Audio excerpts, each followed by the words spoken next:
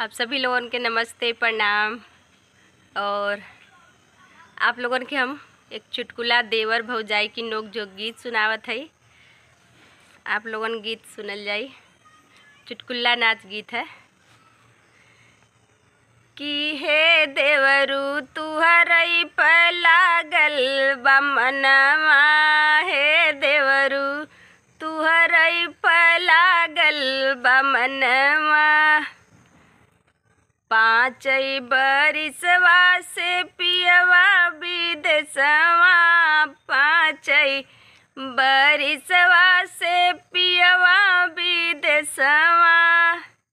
हे देवरू संगवा में जैला जेवनवा, हे देवरू संगवा में जैला जेवनवा। हे देवरू तुहरई पर लागल बा मनवा, हे देवरू तुहरई पर लागल बा मनवा।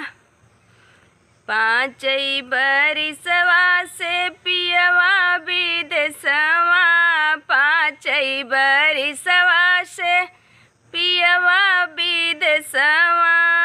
हे देवरू संगवा में पीला गेड़ुआ, हे देवरू संगवा में पीला गेड़ुआ। हे देवरू तुहरई पर लागल बा मनवा, हे देवरू तुहरई पर लागल बा मनवा।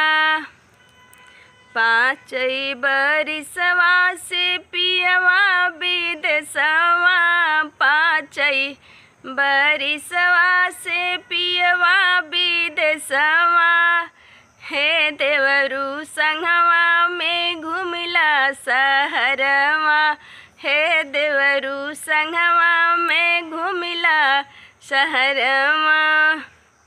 हे देवरू तुहरा पर लागल बा मनवा, हे देवरू तुहरा पर लागल बा मनवा।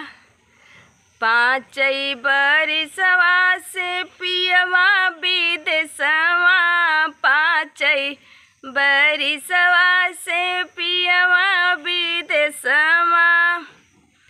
हे देवरू संगवा में सोइला सजरिया, हे देवरू संगवा में सोइला सजरिया। हे देवरू तुहरा पर लागल बा मनवा, हे देवरू तुहरा पर लागल बा मनवा।